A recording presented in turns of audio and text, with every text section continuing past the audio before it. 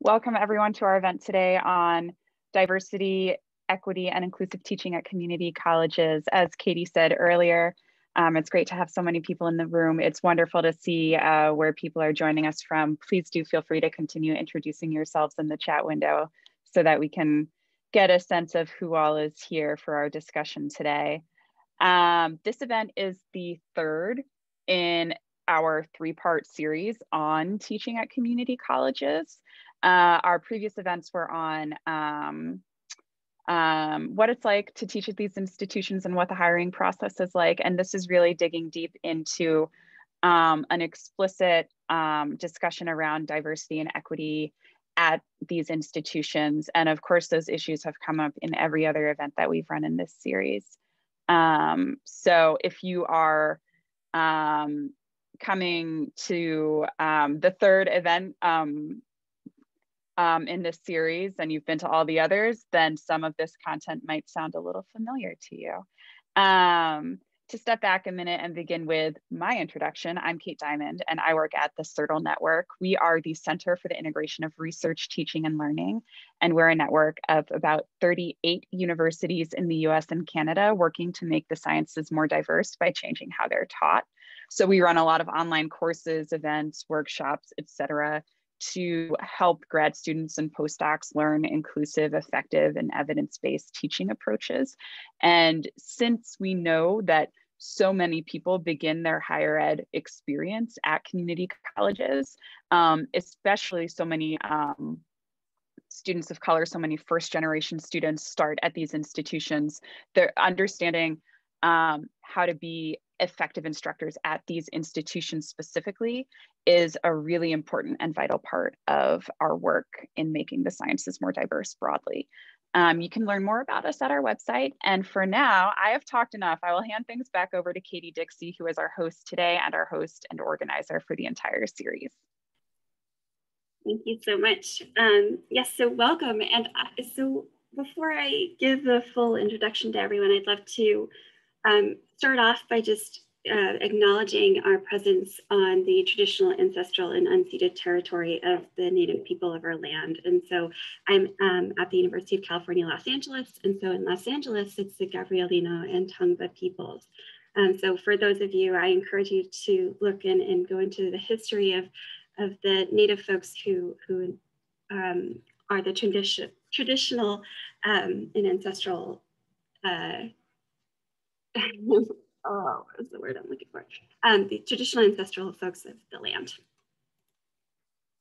So first, I'd love to hear, and I'd love to hear for those of you, so Kate mentioned this is the third part of a three-part series. Were you able to attend any of the other events in our series? And so the first was Introduction to Teaching at Community College.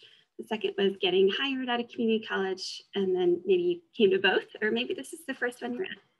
So there should be a poll. Oops.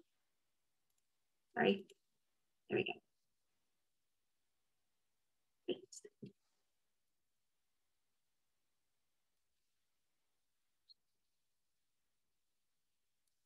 Okay.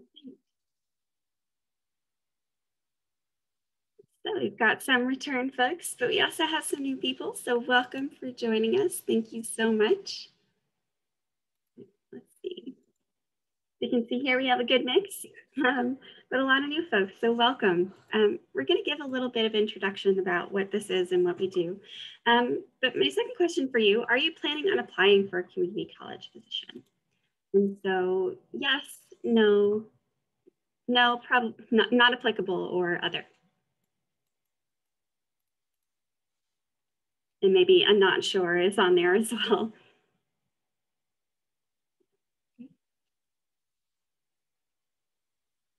It looks like a lot of folks are saying yes. So hopefully, even if you're not sure, this might help you make a decision, or at the very least, if you are applying, hopefully you'll find this helpful in how you navigate the process of applying, but also how you navigate the job itself when you're there. We have one last question of, have you received any kind of training on inclusive teaching before, particularly in college classrooms?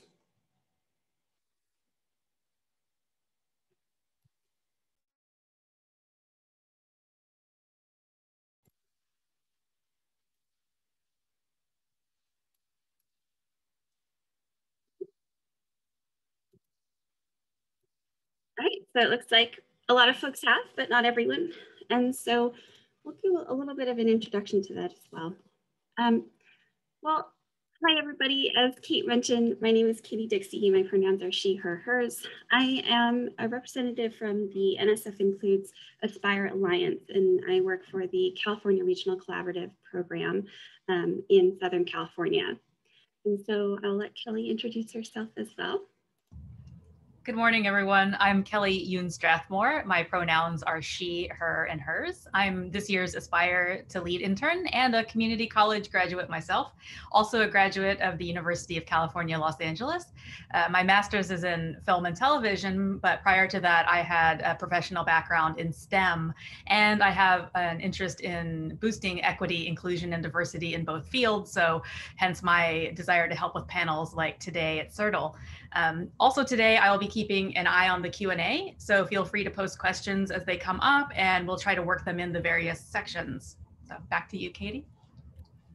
Thank you. Yes, so Kelly is an intern with us, and she's amazing, so I'm really glad that she could join us today. So a little bit about the series. Again, it's a three-part series, really to give you a little bit of an introduction of what it's like to teach at a community college. And so the previous webinars have been recorded if you weren't able to make them, and they are on the CIRTL YouTube channel, but you can also find the materials on CIRTL.net. Now for a little context about where we're starting today and what Aspire is, which I'll go into in the next moment, is a study that's done a few years ago that looked at retention of students who enter STEM degrees at either community college or universities, any kind of college, to see how many of them graduated after 6 years. And they found that only 40% of the students that entered intending to major in STEM actually finished with a degree of STEM. And so what happened, what was even more shocking about this is when they looked at students from different backgrounds and different groups, they found that students from underrepresented groups or underrepresented minorities were less likely, even less likely to finish their degree within this amount of time. And so one of the other things that came out of this too is that a lot of the students were all starting their STEM degrees at community colleges. And so what kind of came down to this and it came out of this is that there was a really big push to understand why this is happening and to maybe address this issue. And so it really kind of came down to failures to implement certain inclusive teaching pedagogy and really paying attention to equity and inclusion really could have been part of reducing or creating this disparity gap. So one of the things that was born out of this was a huge NSF initiative, which is called NSF Includes, or from the National Science Foundation. And then Aspire is part of that. And so this is an alliance of folks across the country. And so we have kind of a couple different arms, but the goal is really to help prepare current and future faculty, especially STEM faculty, to be more inclusive in their undergraduate teaching, but also to diversify faculty through recruitment and hiring. So putting on things like this for recruitment, and then also to create institutional change towards a more inclusive environment. Now, I represent the regional collaborative piece of this. And so there are 5 different regional collaboratives now, 2 in California, 1 in Iowa, 1 in Florida, and I guess 2 in Texas, so maybe 6. And so really our goal is focused on the future faculty. And so the graduate students and postdocs who are interested in teaching careers. And so in particular, we're interested in helping prepare those interested in careers at community colleges. And so through that, we do a lot of internships. So Kelly is one of our interns, for example, and do some different webinars and events like this. Before I introduce our panelists, I want to just give a little bit of an introduction to what we mean by when we say equity and inclusion.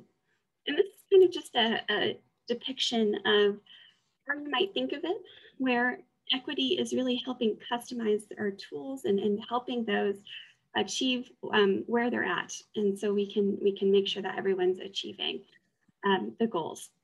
Whereas when we talk about inclusion, some of the things that we mean is to really address some of the barriers, also sometimes called social justice, with outside of the institution.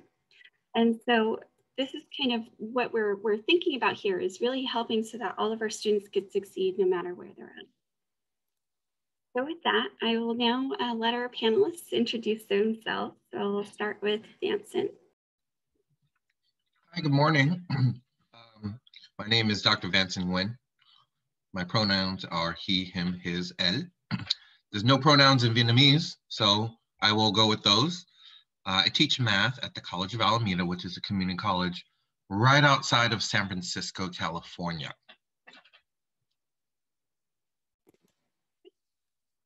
And do you want to give us just a little bit of introduction to your path and how you got into community college teaching? Oops, I missed that box. So as a transfer student into UCLA, what a trip, right? And I was a math major. I chose math because like every other discipline drove me crazy. Funny how that works. So I had made a decision pretty early, maybe around the age of 19, that I was going to teach. And I reflected on some really great teachers that I had growing up. So after I transferred, I decided that I was going to teach community college as opposed to high school. Those were the two things that I was considering. And I just jumped right into grad school right away. And I came back home to San Francisco State and I started teaching. And, you know, even during like my upper division and graduate level classes, I'd like daydream about teaching. I'm like, oh, I would teach that differently. Mm-hmm. So, you know, I got my first class. And then after I graduated, it took me a little bit of time to figure out how to apply to a community college. And so working with grad students, especially grad students of color and first generation grad students who are interested in teaching at community colleges, was really close to my heart. So that's it. Thank you so much. I'm so glad you could join us. And how about Tanya? Hi everyone, my name is Tanya Velasquez. I'm a faculty member at the University of Washington, Tacoma. I'm also an associate, or rather a faculty development associate, where I develop professional development for faculty in diversity, equity, inclusion practices. Gosh, my pathway to education and my passion for community colleges, like Vincent, I started at a community college, actually several. I am and was a non-traditional student in every way, as a woman of color who grew up in poverty, first generation. And I fell in love with sociology. I actually teach ethnic, gender, and labor studies and sociology. Probably because it's the class I got the lowest grades in, so I was challenged. And I decided with my first sociology class that I wanted to teach sociology, and it was a circuitous pathway. It took me 20 years to get into the classroom. I spent about 15 in student affairs doing diversity, equity, inclusion work with students and staff. And I again, like Vincent, I decided that I really wanted to be the teacher, the faculty that I needed, not the faculty I had. Because most of my college experience included attending predominantly white institutions, not just white faculty, but culturally white, and it didn't speak to my lived experience.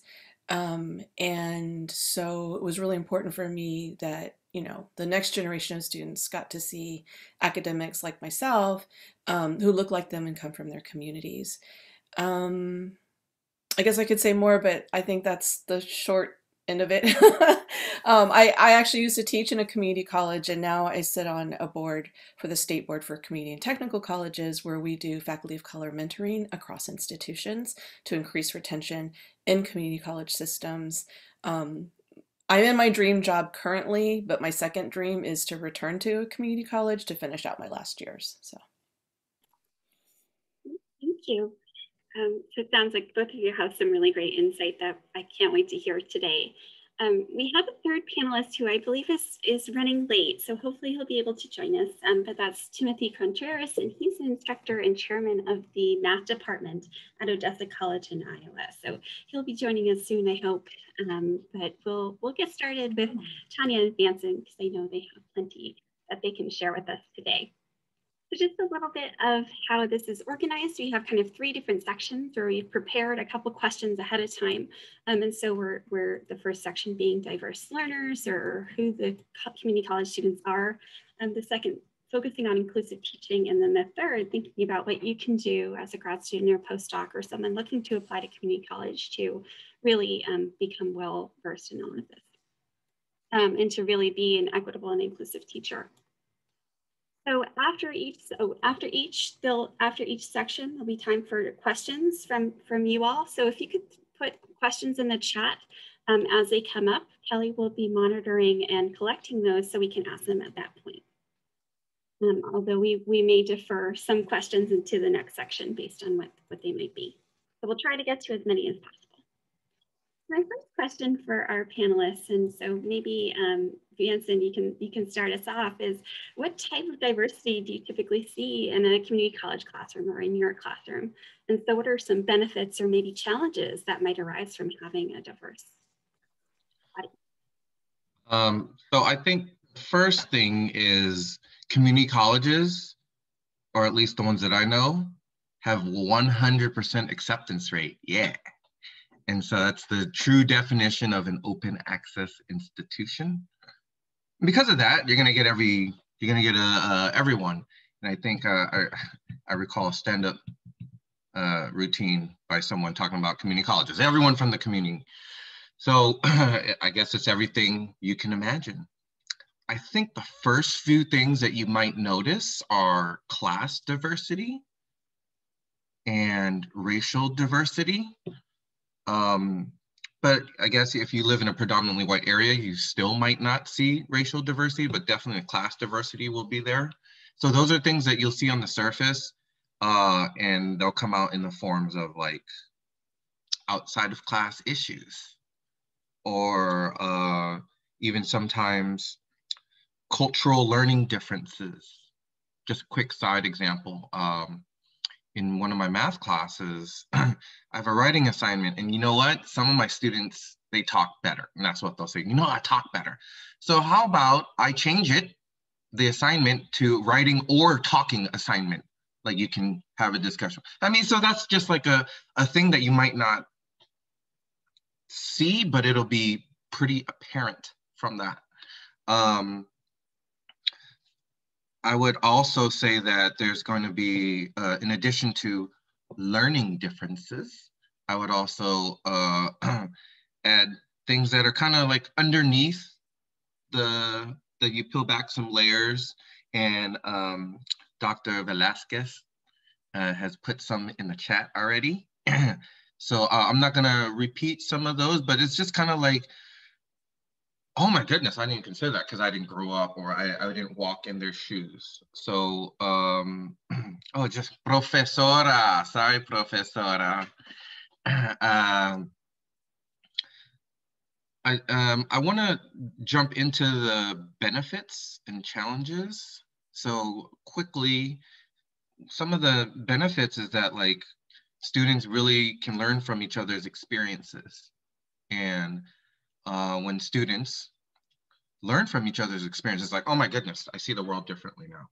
And if they do that in a math class, it's like, oh my goodness, I learned math and I view the world differently now because of my esteemed colleague either sitting next to me in class or that's in the box above me in Zoom.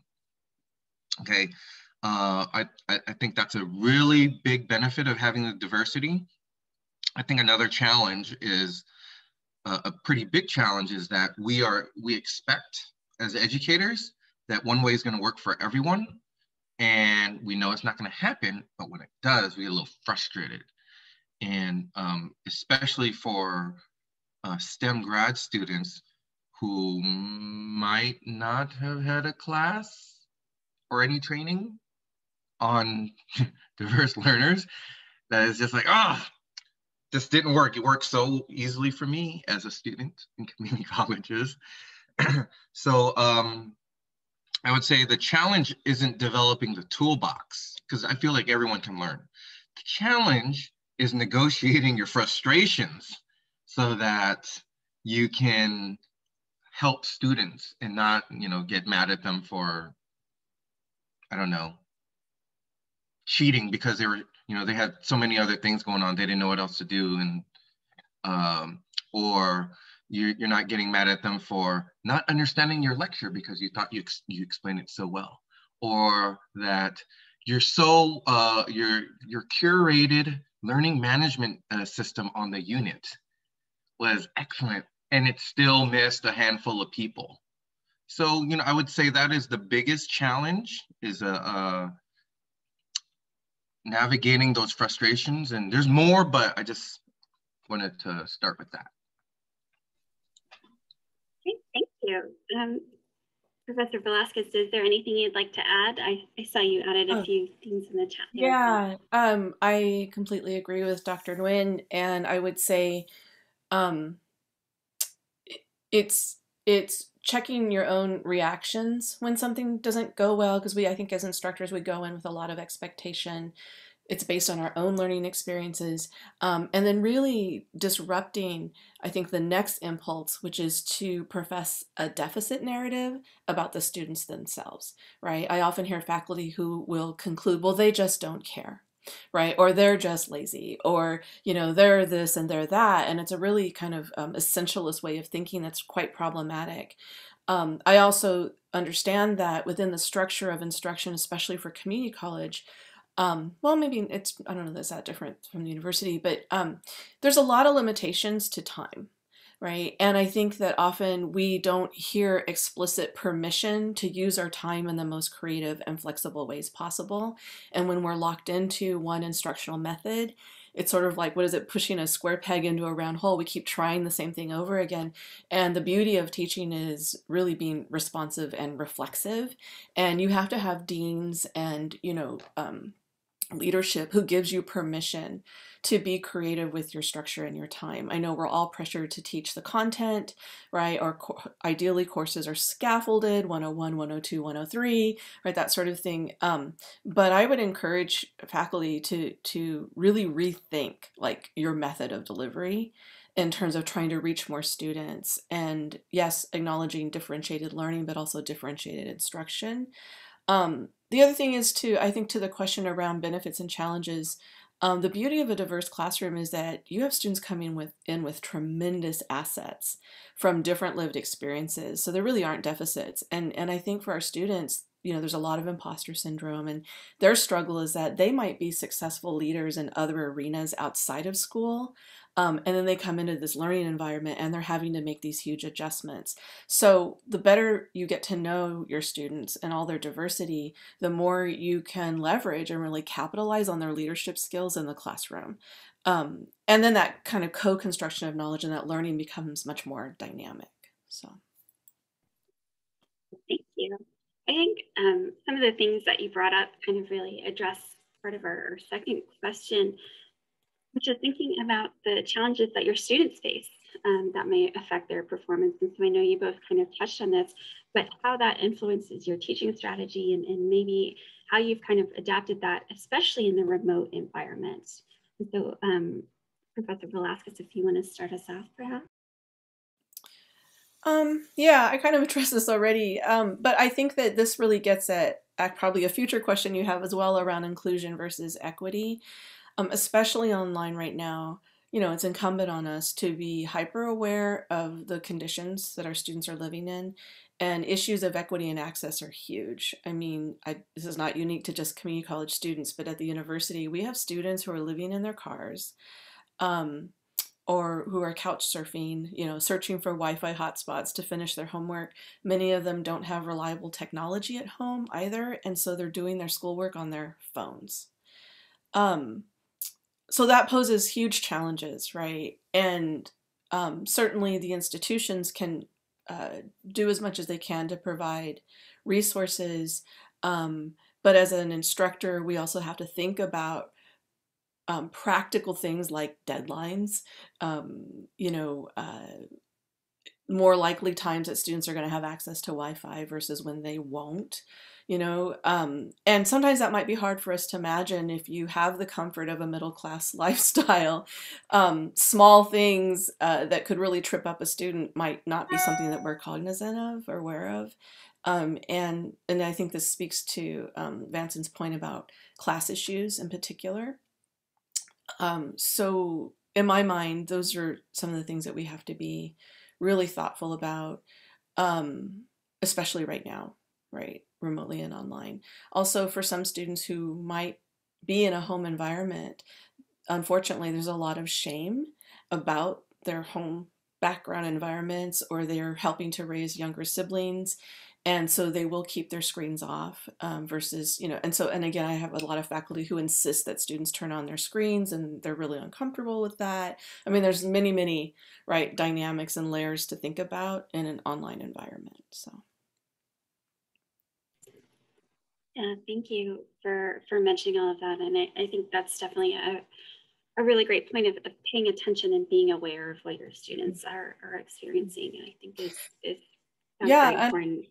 And we'll say one really simple practice is to do a student survey at the beginning of the quarter, slowing down and taking time to build some trust, so that students will hopefully share with you what those potential barriers are, and then you can make your adjustments. Also be really mindful and connected to all your student affairs folks, because they often are building in supports, mechanisms, and resources for students who have extreme circumstances. And if you're often, as a faculty member, the first contact with that student. And if they trust you, then they'll trust your referral.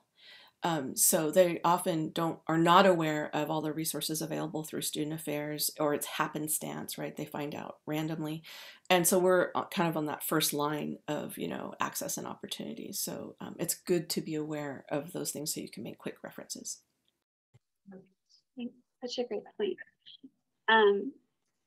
So now my third question of this part is thinking about the range of experience among the students. And again, you kind of already talked about this, but Vanson, you talked a lot about how, there was different range of experience among your students and the different levels of prep they had.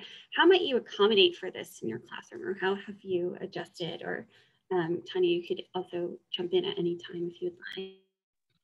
So in the same class, I'll have like a sophomore in high school and a grandparent. I'm like, yeah, that's cool. That's what I'm talking about. In the same class, I'll have someone who's working 2 jobs, and the rich kid who didn't get into UCLA out of high school, and they're shunned. And then I'll get someone who's,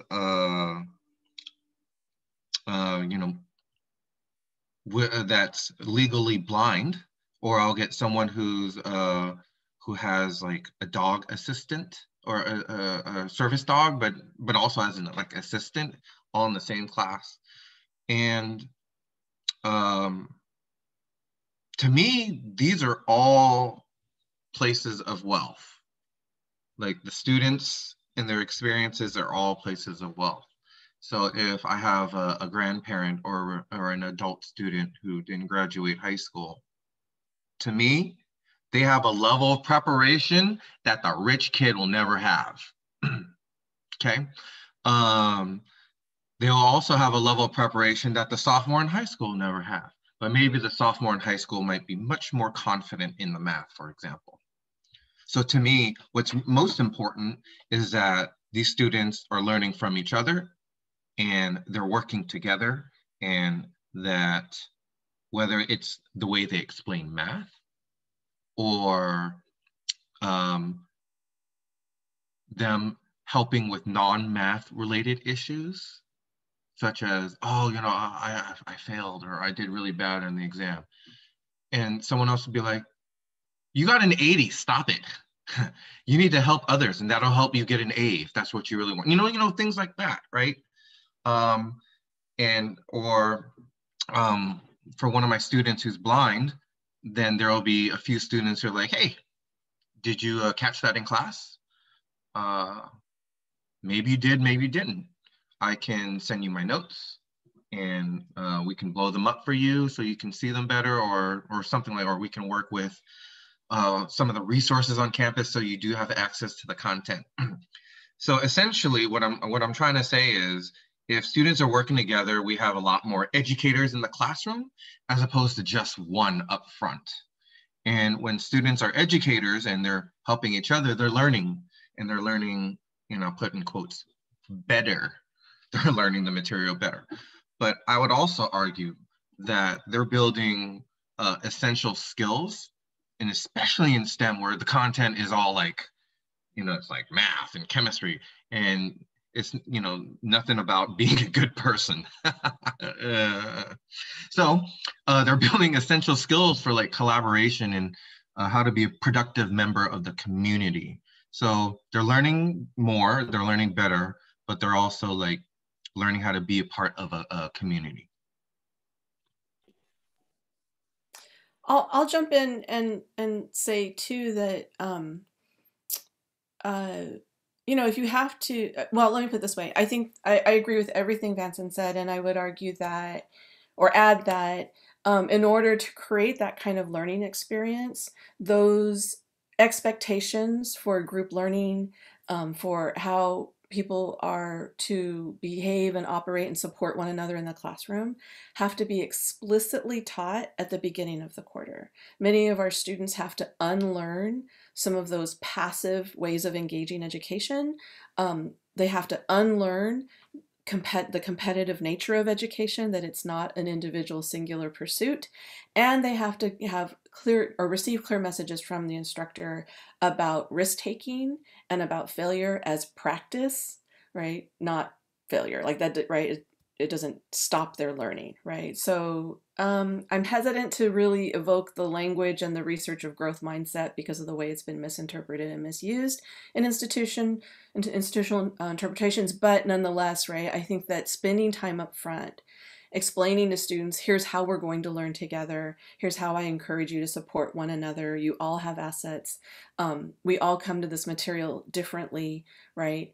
I say to my students every quarter, if every student can pull off a 4.0, all 40 of them, I'll shave my head.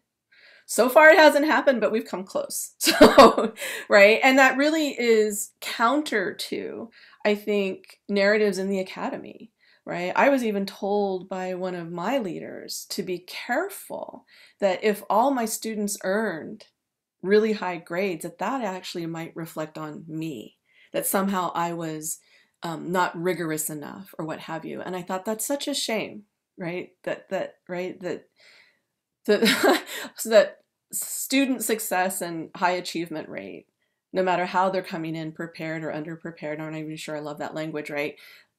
Might be interpreted as somehow less rigorous, right? Which lends itself to this notion that these, especially the 1 and 200 level courses at the community college, are somehow a vetting process that pushes students out of STEM versus drawing them and keeping them in, right?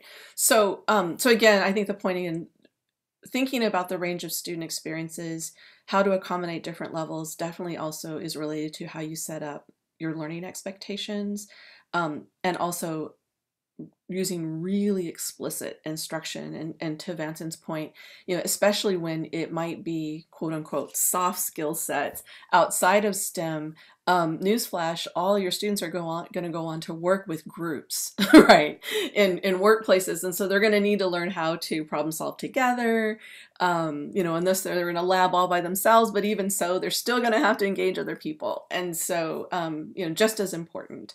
And I think it's good to say that very explicitly to students, so that they understand your intentions. Thank you.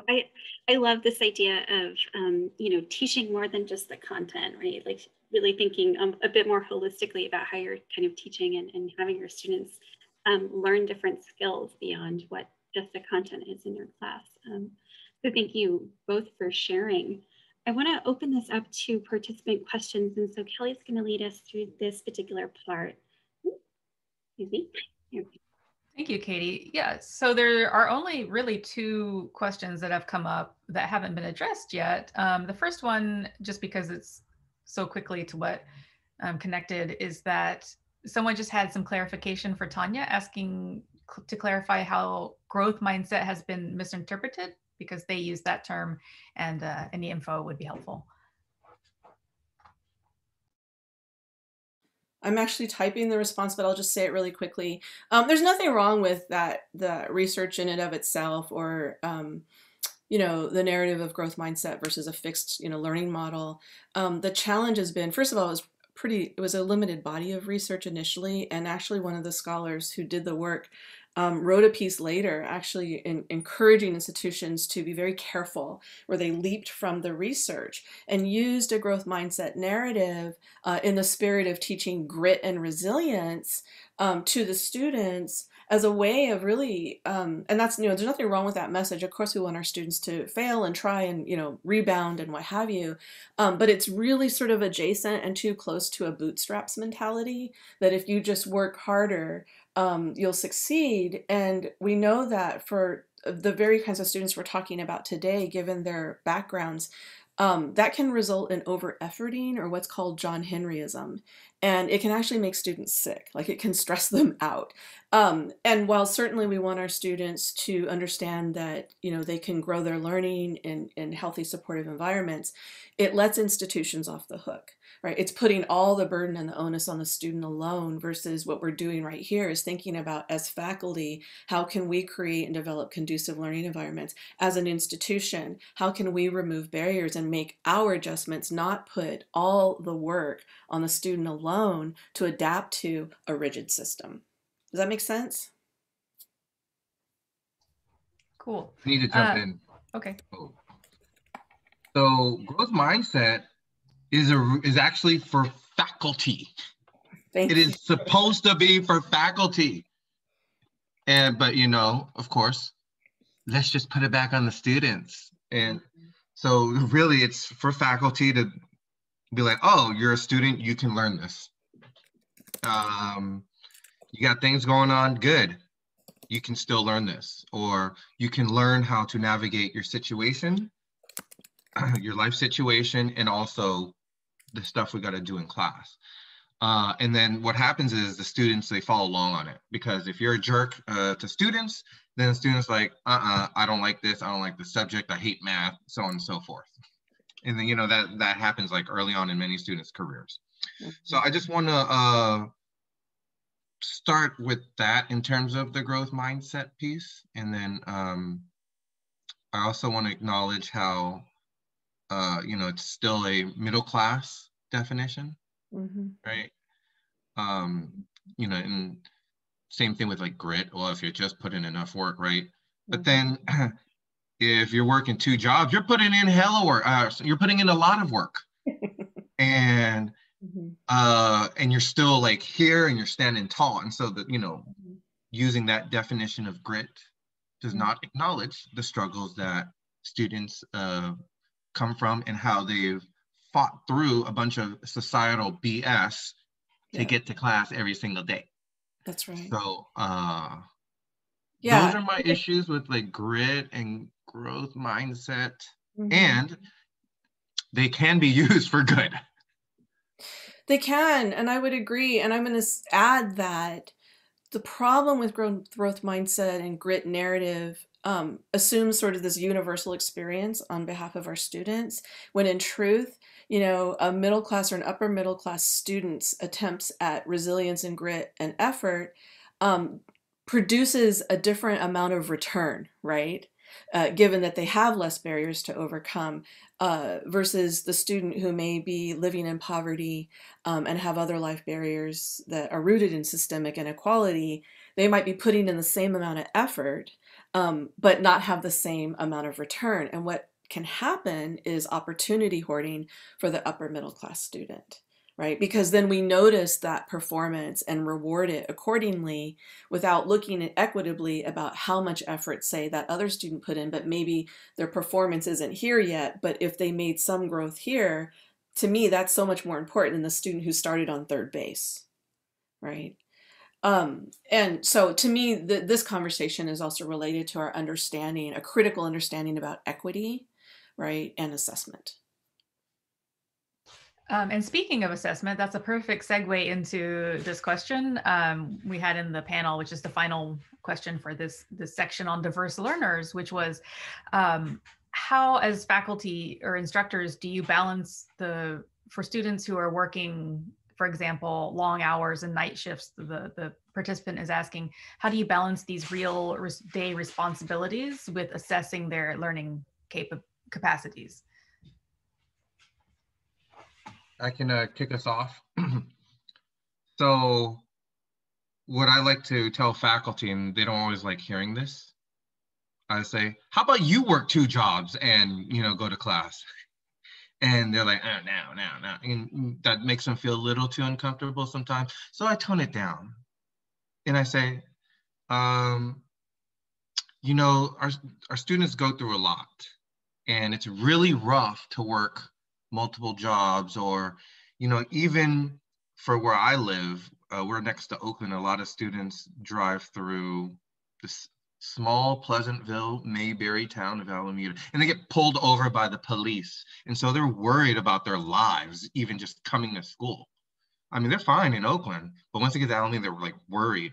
And so then they come to class and they're like stressed out. And so, you know, these are things that I would say it's more important to acknowledge their strengths as opposed to seeing like, oh, you're not doing your work. And it's, you're working 60 hours a week and you're here. Excellent job. You're working, you got a bunch of stuff going on in a stressful household because you're going to school and your parents want you to work. You know what? I'm glad you're here. The reality is, if they're not doing the work, fine, they're not going to pass. Fine, great. We all know that. The thing is, the students know that, and they don't need to feel bad about that. And instead, they need to feel supported, and they need to feel like, I'm going to use a word here, it's called hope. They need to feel hope that their faculty, in particular STEM faculty, are going to understand, are going to support them. But if we're going to brush them off, then they're going to be like, oh my God, it's the same thing I faced all along. So I'm going to switch majors. That's only the tip of the iceberg. And hopefully I'll be able to get to it by answering some of the other questions.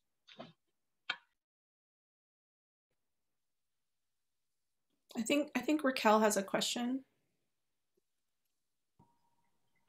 Hi, my name's Raquel, and I'm currently taking a class where we're like developing a syllabus, or that's one of the lessons. And I noticed when coming across like the course structure that like how you determine like your grading assessment for the class is really like a value system of how you assess learning.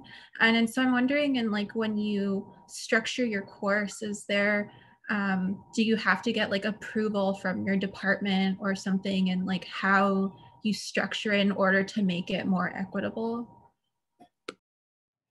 Benson, do you want to answer that question, and then I'll follow up? So it depends on your department. Mm-hmm. I'm kind of crazy. And so I'm pushing everyone to like try different things, and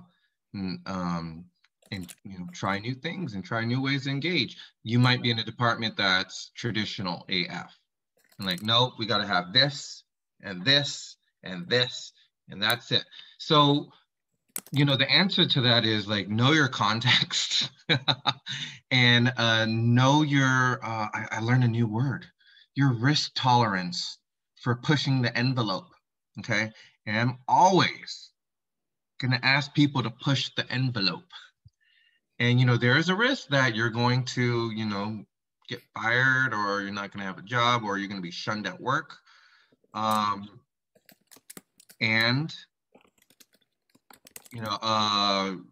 There's students who are struggling like hell and we're still getting paid. So, and there are strategies around like building allies and, having support and,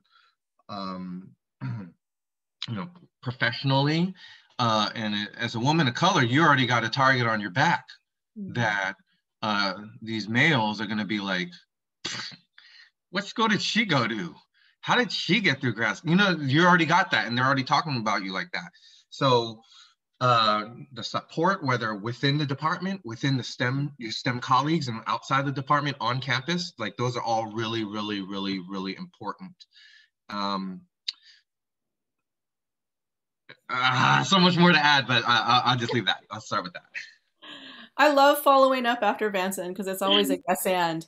I agree with everything he said, and I will say know your research, right? So unfortunately, the burden is on us to do additional homework around alternative assessments and methods, innovative methods that are being used elsewhere.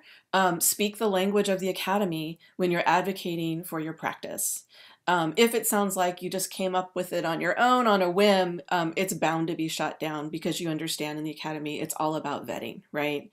I want to get back to the other comments that Vanson made around, I think the question was about supporting students who have what seem like insurmountable circumstances, working multiple jobs, caring for an elder or a child, or maybe managing a health issue. I'm seeing an increase in neurodiverse students as well as students with clinical diagnoses and mental health issues, which poses all kinds of interesting challenges with regards to trauma-informed pedagogy, which often can be contradictory to conflict managed pedagogy in social sciences, especially because I teach about race and racism. But that's another discussion. I agree again with Vanson's recommendations, and I'll also say, and this is probably more of the sociologist in me, when you have a coalition of faculty who are all recognizing, especially in a community college system, right, that your capacity to support individual students who may have tremendous barriers, right, in that moment, that capacity can only go so far, right? And I believe that most, if not all of most faculty in community college really do have a passion for student support, right, student success. But also, right, we're not trained in social welfare or social work. To me, this is where the institution really needs to rethink again delivery models. And part of our due diligence as faculty, and especially committed to a community college mission, is about advocating for a restructure, like a major paradigm shift, changes in financial aid award, rethinking your curricular structure. So if you know a majority of your students, per se, in a particular major are adult learners, right? And 75% receive Pell, right? Or, have economic and financial barriers, then why would you develop a program that's full-time 15 credits day, right? Right, why aren't you rearranging your curriculum in a way that's, one, humane and feasible, right? This narrative of students finishing in 4 years or carrying a full-time load every quarter is just not realistic for a majority of the students we're serving now. Maybe that was 20 years ago when the quote-unquote traditional students were upper middle class students who had support from family members and didn't have to work.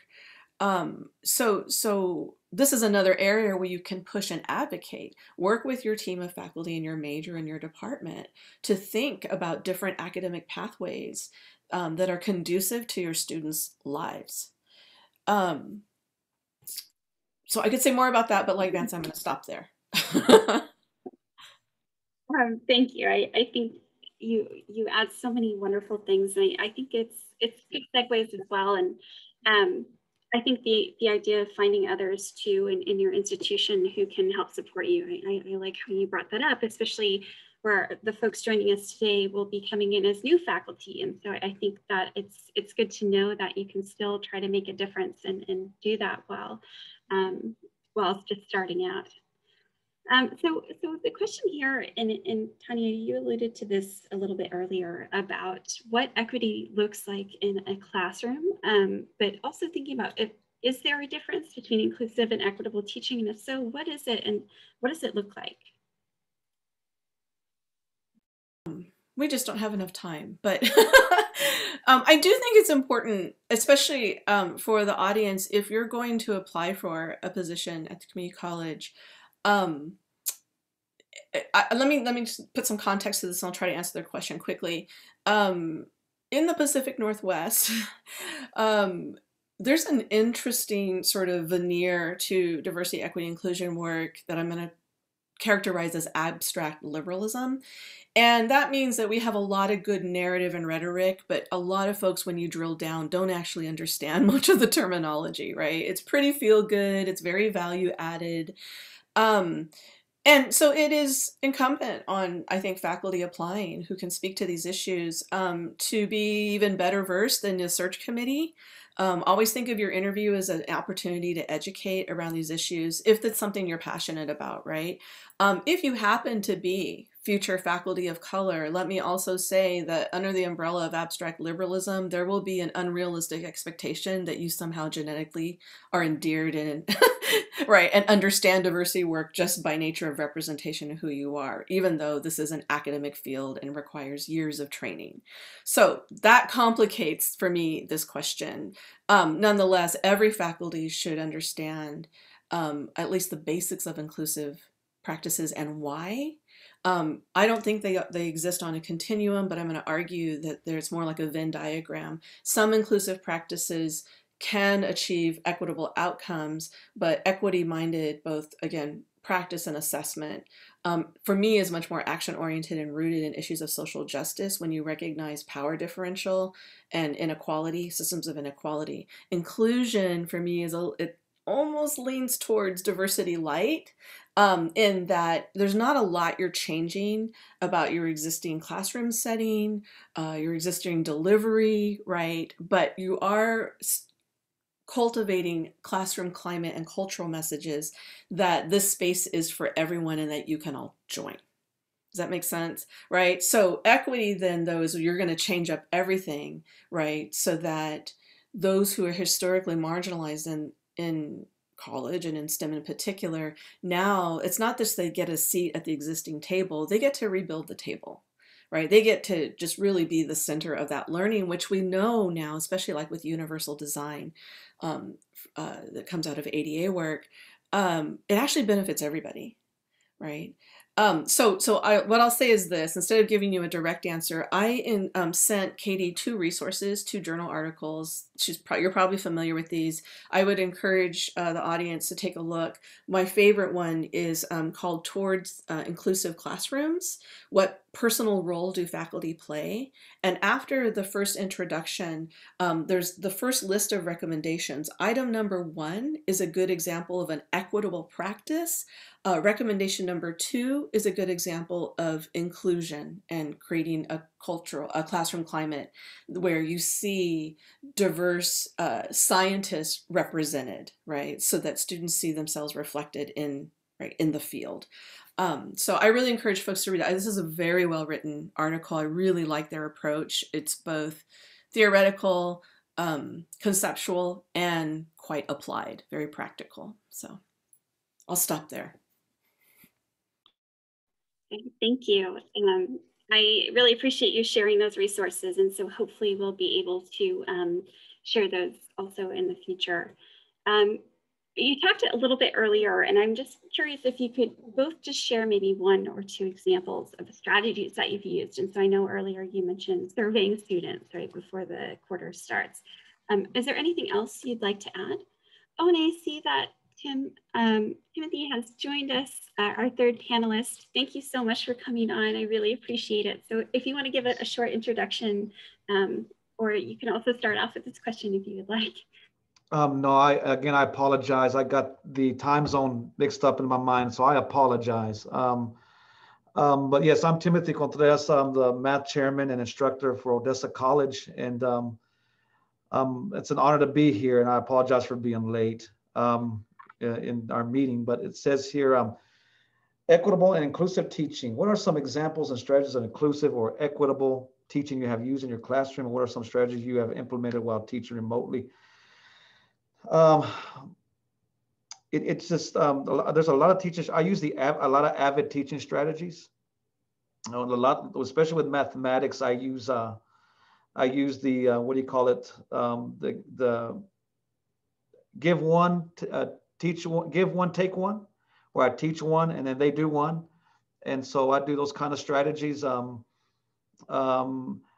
In the classroom, remotely, I'm being challenged. I don't know the technology. I'm getting better with the technology where I can do more things I did in the classroom. But a lot of times I like to do is is put students into groups, work together as groups. And I might be working a problem or doing a lesson, and they come into groups. What's called a jigsaw type of approach, where they come into groups, and then they each one has a problem they got to do, and then they go to the board and work out the problem. And then I have students go around and look at the problems like a gallery walk, and to see if they can catch any errors, or if they can't, they just put a check mark by the next problem and go on to the next problem. So those are kind of some strategies I use. That's just one out of many.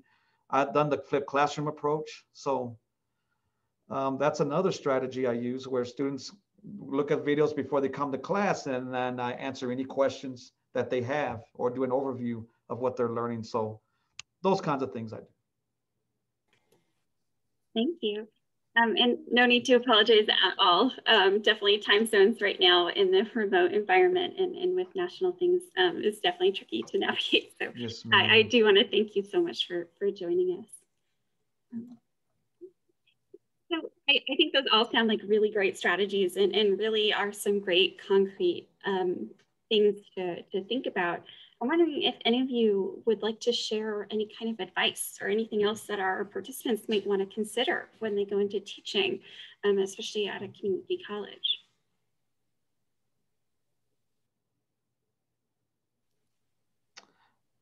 Well, I can say this.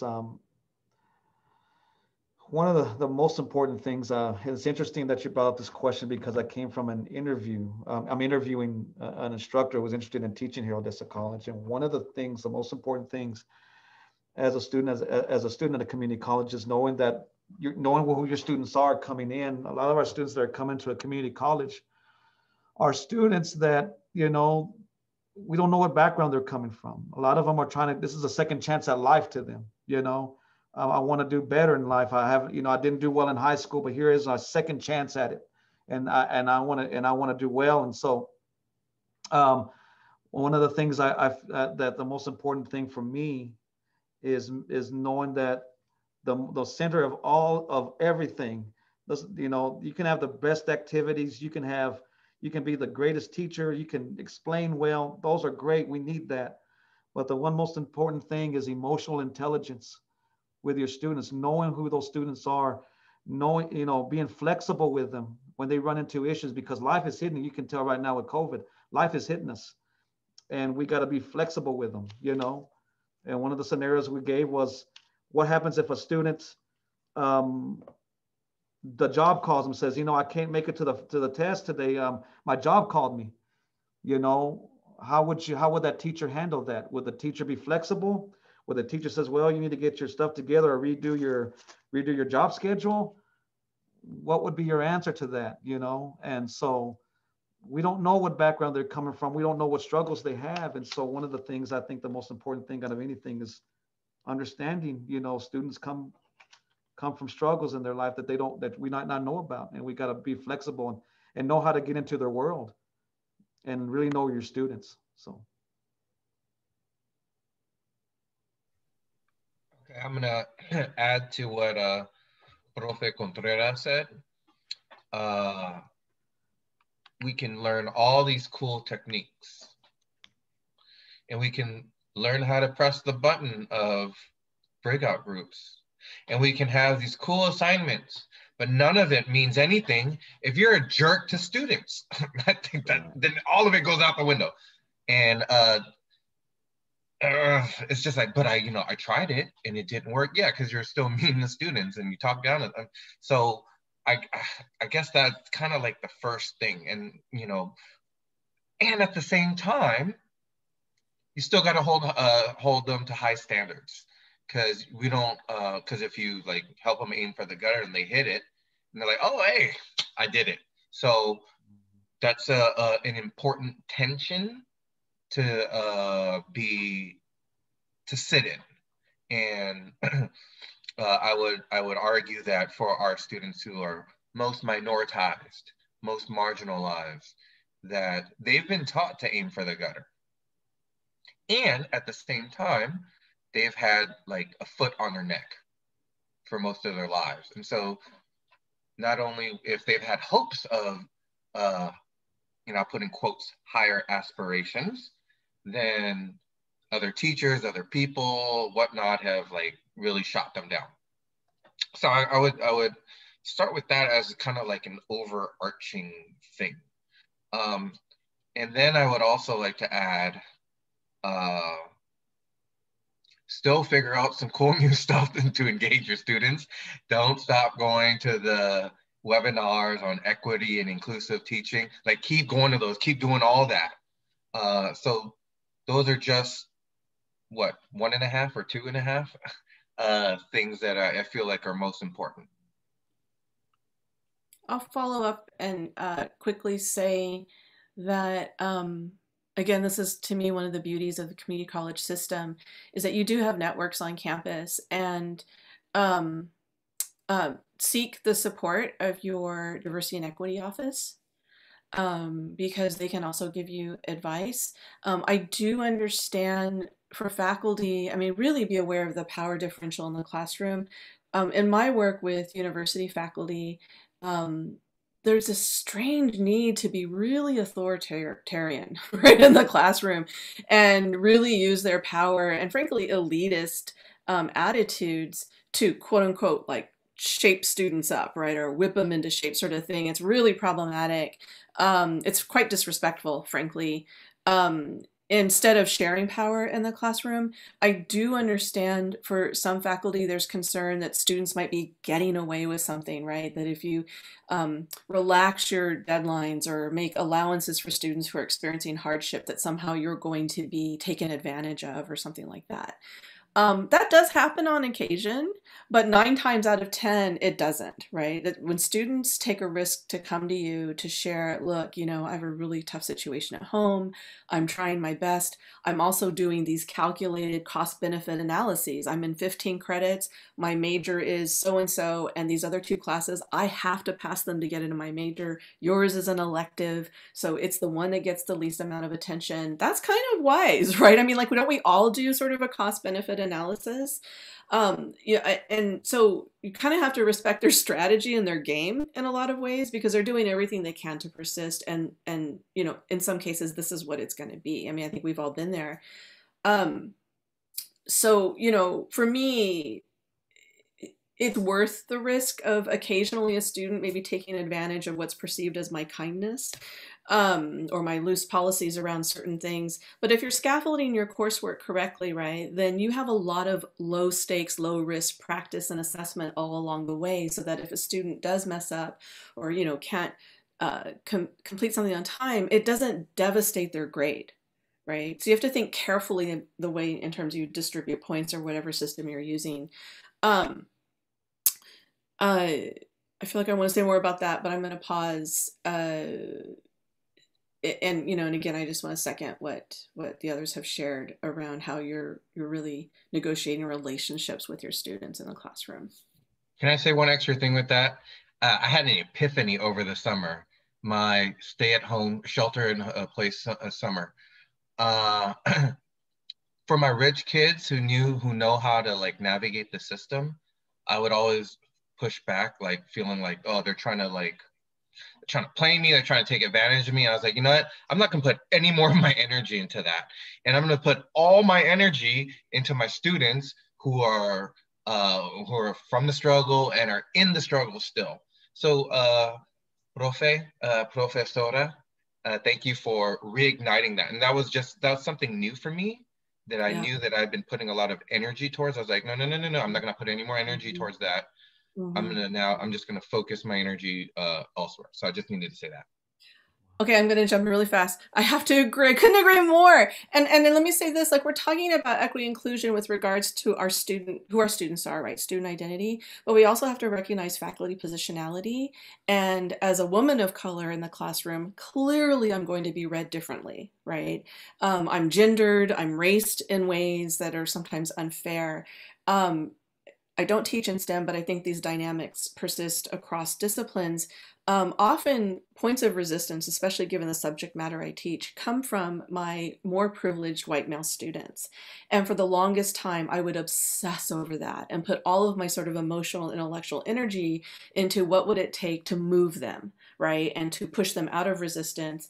And how do I not take their resistance personally, but the personal is political. And so I really began to understand where that was coming from. But I also recognized that I had 38 or 39 other students with different group identities who would really benefit from the curriculum. And I really shifted my energy and my attention there, right? And not letting that other sort of, emotional vampire suck the life out of me. And it really liberated me in terms of feeling like I'm doing what I'm supposed to be doing in the classroom in terms of this kind of instruction really being grounded in social justice, right? The author who really helped me shift my thinking was Priya Kandaswamy. She wrote a piece called Beyond Multiculturalism, I believe, or Beyond Colorblindness. And I'll see if I can find the link and I'll send it to Katie. Really great piece. It is related to DEI coursework, but I think broadly the concept applies, right, for all of us as diverse faculty in the classroom. So thank you, Vanson, for reminding me about that. Thank you all. I think this is such wonderful advice, and I think it really bleeds into some of our other topics that we want to touch on. But I want to stop and pause for some participant questions. I saw a few that were related to some of the things that you just spoke to. So Kelly, if you want to jump in. I'll jump in with the first one, which was connected to this section on how to hold high standards and yet be flexible. So if any of you have specific examples.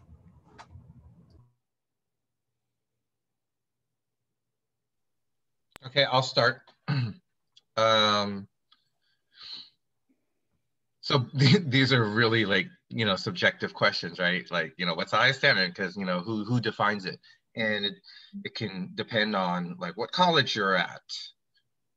Or like some colleges in our district, like we send all our kids to UC Berkeley. So their definition of high standard is gonna be different from someone else's definition of a high standard, even within the same district, right?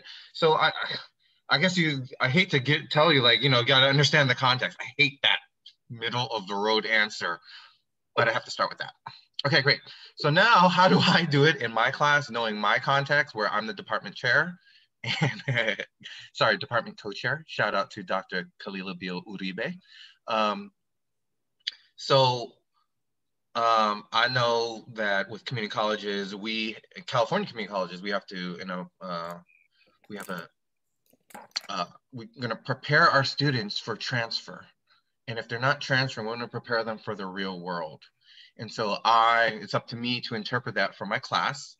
And I'm gonna say, okay, well, we got a lot of work to do and we have a lot of thinking to do and connections to make.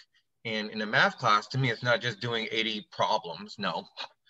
To me, I like to dive deeper into these problems and I like to do like 5 problems, but they're hella hard or they're really tricky. And then, but we're not just doing them to do them, but we're like diving deep and talking about concepts and connecting concepts and all that stuff, great. So, that's how I like to do it. Now, if a student is like going through some stuff and they can't do it all, I'm like, hey, you can do it. If you weren't going through all this, you'd be an A student. And, oh, what, really?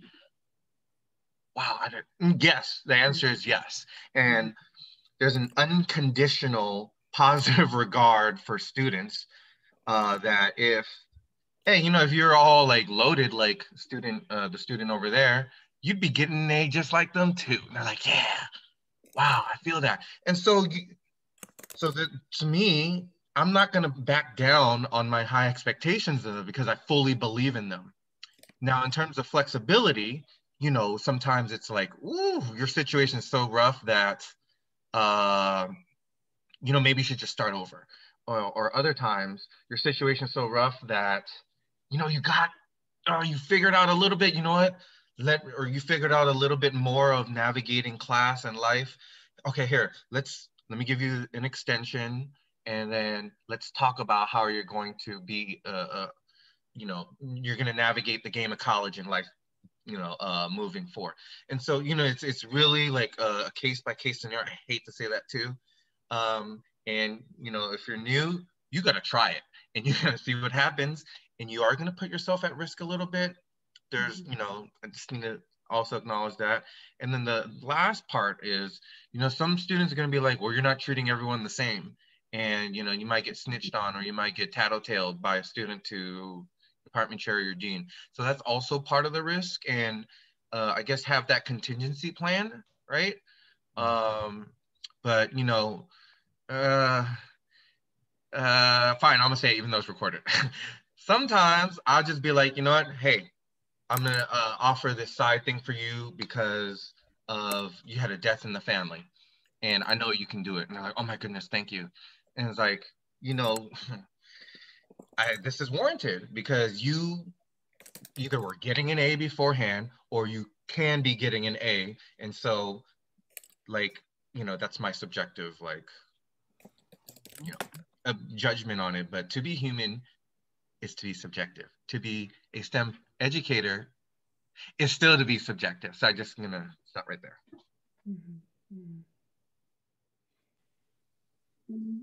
Thank you. And I think this always comes back to this idea to me of acknowledging and validating students' experience and struggles. And I think that's kind of something that you've all kind of mentioned and alluded to.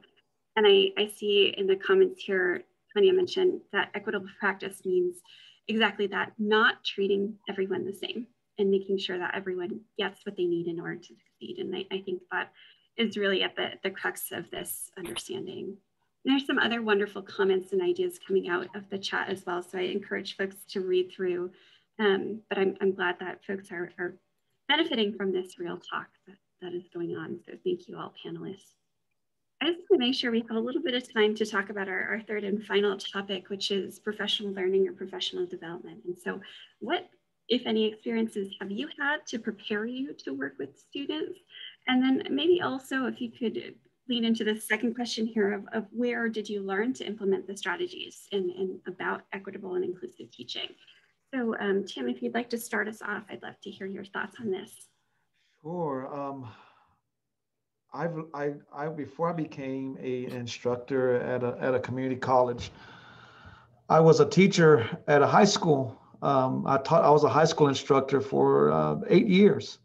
So through that, I learned, you know, that helped me prepare, you know, to work with diverse student populations. You know, you learn a lot of pedagogical skills through all that.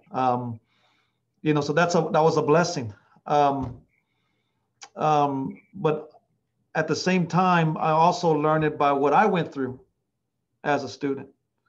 You know, believe it or not, I struggled with math. Math wasn't, for some reason, I couldn't get it, but I think that was the call. I think that was the purpose of why I'm here, is because I went through that struggle. I now can help students, right? What's a teacher, right? A teacher is someone I can go to that knows who's in touch with my struggle. So therefore, I can able to help those students that struggle with math or they struggle with life, or, you know, not just math, but the whole student, you know. And so I'm able to be in touch with that. And so therefore that also is also a part of it. But as far as teaching strategies, I've learned that through, you know, being a high school teacher, going through the trainings. And that's the most important thing, the training. You want to be, as a teacher, you don't ever want to say that I've arrived. I've arrived. I don't need to get better. I don't need a change. You know, you always got to be those kind that are teachable, that are always teachable. You know, I can learn, you know what I mean, from, you know, from any professor. I can go to their classroom and go look and watch how they teach. You know, I can learn from every professor that's on this campus. There's something I can learn from that they're doing that works. So you got to be flexible, dynamic like that as an instructor. And that's what helps me. You know, I'm learning from the conversations we're having right now. You know, I'm learning. So I'm always learning because why? Because I can implement and apply that into the classroom.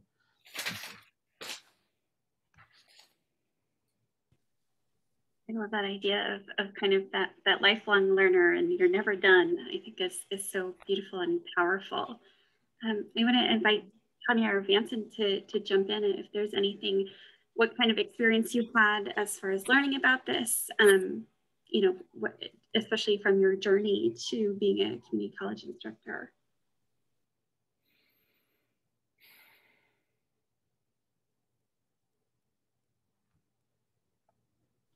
Okay. think I alluded to this a little bit earlier. Like, you know, I didn't have much training in grad school. I had one class. Oh, wait.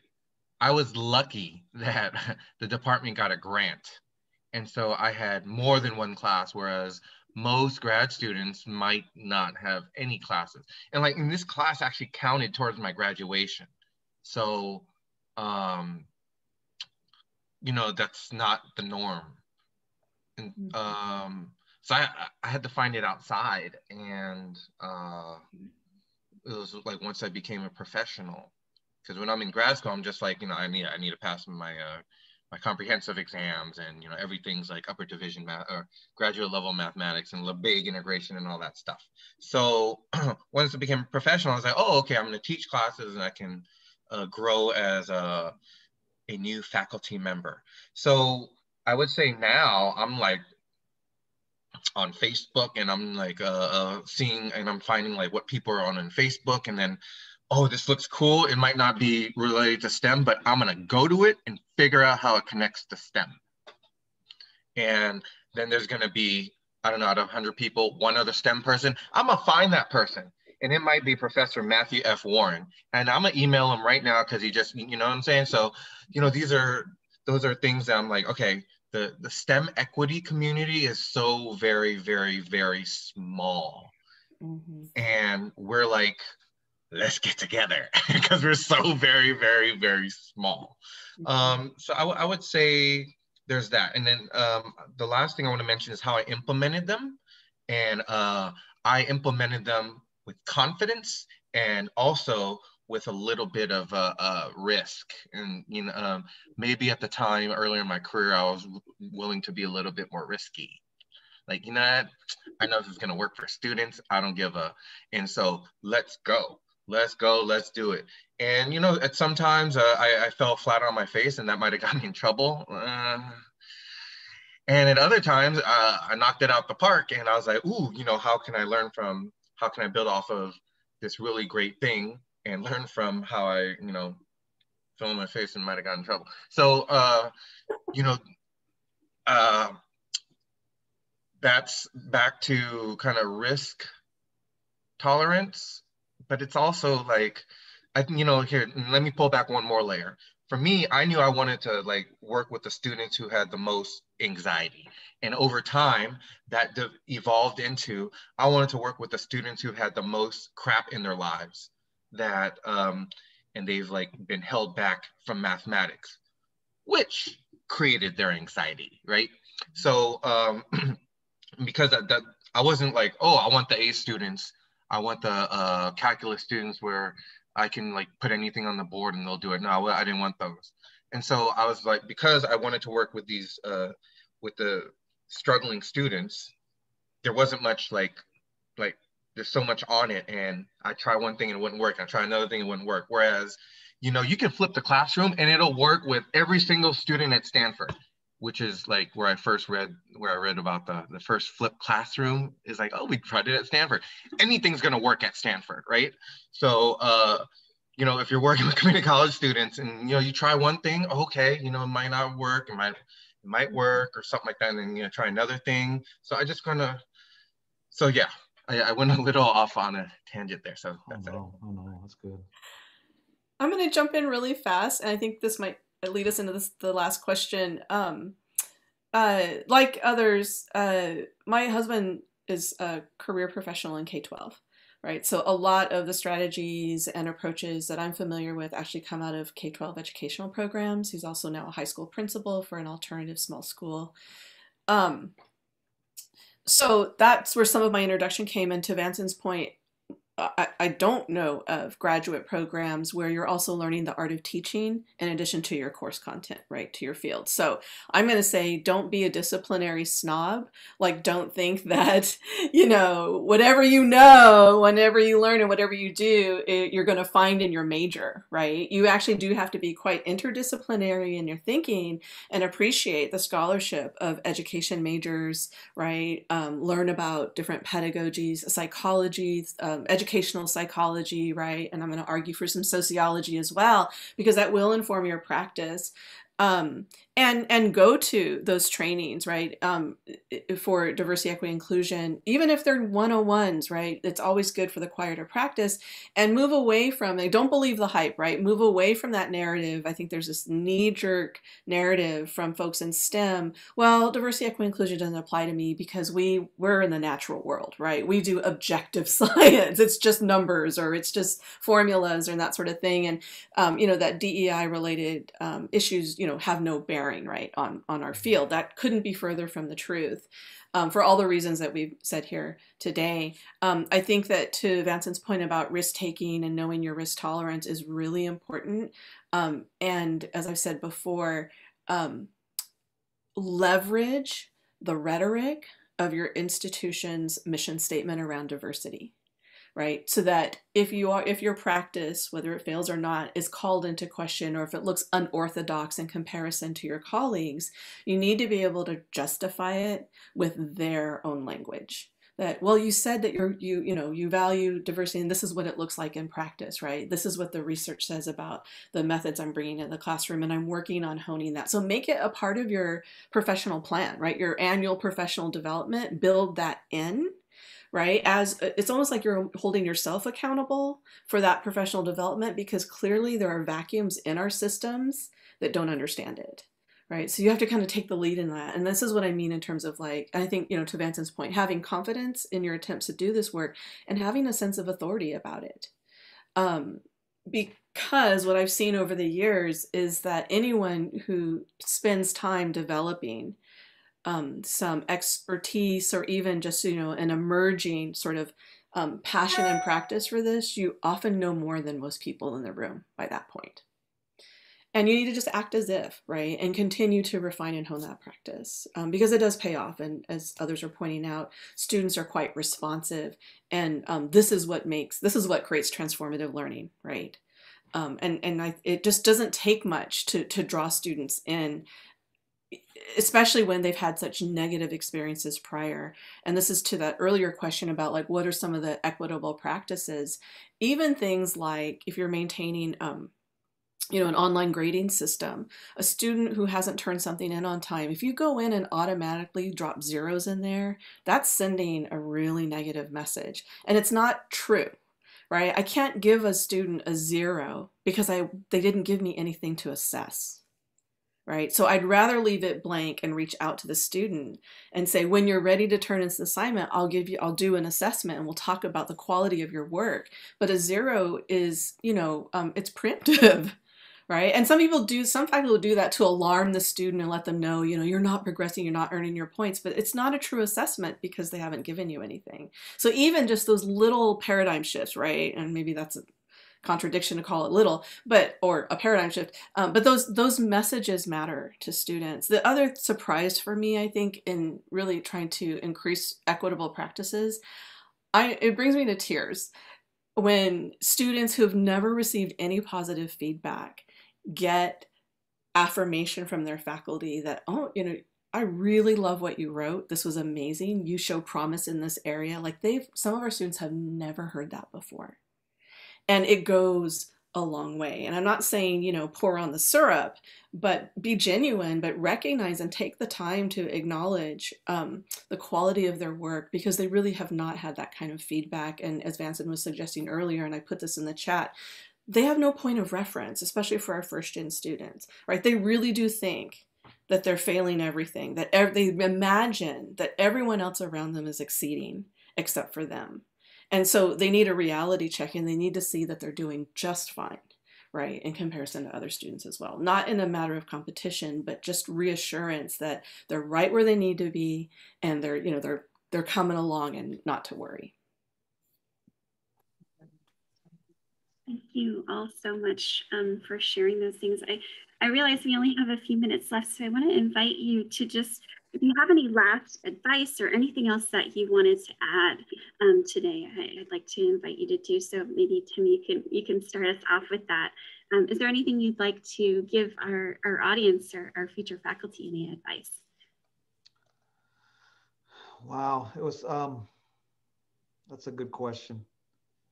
We can come back to you if you'd like. What advice would you give? these topics and teach? Oh, so what advice would you give the participants on how to learn more about these topics and teaching strategies?